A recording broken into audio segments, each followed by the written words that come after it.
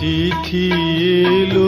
আমি সালমান শাহ মা করবো, কারণ আমি জসিম হিরো করি, আলমগীর হিরো করি, হিরোইন করি। শাবানাকে এই গল্প করতে রাজি হয়নি কোনোদিনও। অনেক দিনের পর আমি মা করবো কেন, মা করলে সবাই এরপরে আমাকে মা নেবে। বাংলাদেশের চলচ্চিত্রে হাল তো তুই জানিস। চিঠি এলো শাবানা আর সালমান শাহর গল্প ছিল, এই জন্যেই এই গল্পটা শাবানা করেছে। ও পারে যাওয়া গল্পটা এইটাই ছিল মূল কথা, মা আর ছেলে গল্প। এবং শাবানাকে এই গল্প করতে রাজি হয়নি কোনোদিনও, যে আমি সালমান শাহ মা করবো, কারণ আমি জসিম হিরো করি, আলমগীর হিরো করি, হিরোইন করি। তো আমি এইটা আমি জানতে চাচ্ছিলাম যে শাবানা করলে শাবানার সালমান শাহ মা এর আগেও আরেকটা ছবিতে করেছে, হ্যাঁ, এই যে কন্যাদান। হ্যাঁ, ওটা মানে ওরকম ভাইটাল ক্যারেক্টার ছিল না, এটা বেশি ভাইটাল ছিল। এবং এটা সে করতে চায়নি, সে বারবার নিষেধ করেছে যে চোটকু আমার কাছে আসিস না, আমি এটা করবো না।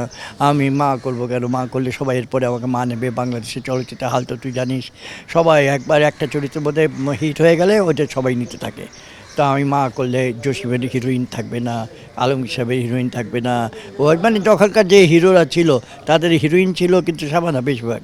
তো এটা থাকবে না, তো হলো আমি কেমন করে আমার এটা করব। তখন তাকে আমি বলছিলাম খালি গল্পটা একটু শোনো। তারপর একদিন বাসায় দাওয়াত নিয়ে অনেক খাইয়ে দিয়ে গল্পটা একটু শুনবে না করে শুনবে যে ছোটকুকে কোনো খাইয়ে বিদায় করি। কিন্তু তারপর গল্প যখন শুনতে থাকে তখন আস্তে আস্তে সেই বলে যে আর একটু বল। আমি না থাক, আর কেউ তুমি না আর একটু বল গল্পটা, আর একটু কীরকম। হ্যাঁ সাদেক সাহেব আমি এটা করবো, ব্যাস। এই ওকে ও গল্পটা শুনে এই মার ছেলে কালেক্টরকে আলমগীরকে নিয়েও অন্য গল্প হতে পারতো, আলমগীরকে নিয়েও ছেলেকে নিয়ে অনেক গল্প হতে পারতো, অন্য গল্প। কিন্তু শাবানার সালমান শাহর গল্প ছিল, এই জন্যেই এই গল্পটা শাবানা করেছে। সবার বিরোধিতা সত্ত্বেও সে এই গল্পটা করতে রাজি হয়েছে। এটা great achievement of Bangladesh film. আরেকটা বিষয় ছিল, সেটা হচ্ছে যে এই যে সালমান শাহ যখন হচ্ছে তার মাকে বলে যে মা আসলে খুনটা আমি করিনি, খুব আবেগ ঘন একটা দর্শক মঞ্চে বসে হচ্ছে কাঁদতেছে, হ্যাঁ হ্যাঁ, তখন আসলে শুটিংটা যখন করেছিলেন তখন অবস্থাটা কী ছিল? তখন তো আমার প্রথম শুটিং কিন্তু এইটা, এই যে মা আমি এই খুনটা করিনি। আমি এই যে 7 নম্বর ফ্লোরের মধ্যে সেট ফেলেছিলাম, কারাগারের সেট। এবং শাবানের প্রথম শুটিং আমার, কিন্তু এর আগে শাবানাকে নিয়ে আমি অনেক কাজ করেছি, কিন্তু ডাইরেক্টর না, এটা প্রথম আবার ডাইরেকশনের ছবি। হ্যাঁ, তো ওকে নিয়ে ওই ফার্স্ট শট নেব, সব বসে আছি, এর মধ্যে শাবানা আসবে। তো আমি বললাম যে শাবানা আসবে কটার সময়, তো বলে 5টা বা এরকম সময়, একটু দেরি হবে। আগে তাহলে চলো অন্যরকম শুটিং ফুটিং করি। তো সবাইকে সালমানকে নিয়ে কারে দিতে নিয়ে শুটিং করছি, এর মধ্যে শাবানা এসে পড়ছে। এসে বলে না না আমি আসছি, কোনো অসুবিধা নেই, আপনি শুটিং করতে থাকেন, আমি মেকআপ রুমে গেলাম। আমি না আপনি আসেন, আপনাকে দিয়ে ফার্স্ট শট নেবো, চলেন।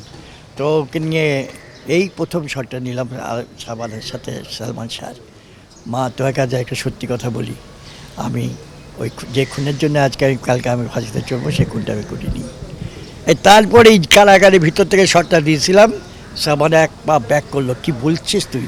তারপর এক পা বললো তুই খুন করিস নি, আর এক পা বার করলো। তারপরে এই যে ব্যাক করতেছে, আমি প্রমাণ করে দেবো সত্যের মৃত্যু নেই, এক পা করে ব্যাক করে চিৎকার করে ছুটে গেল।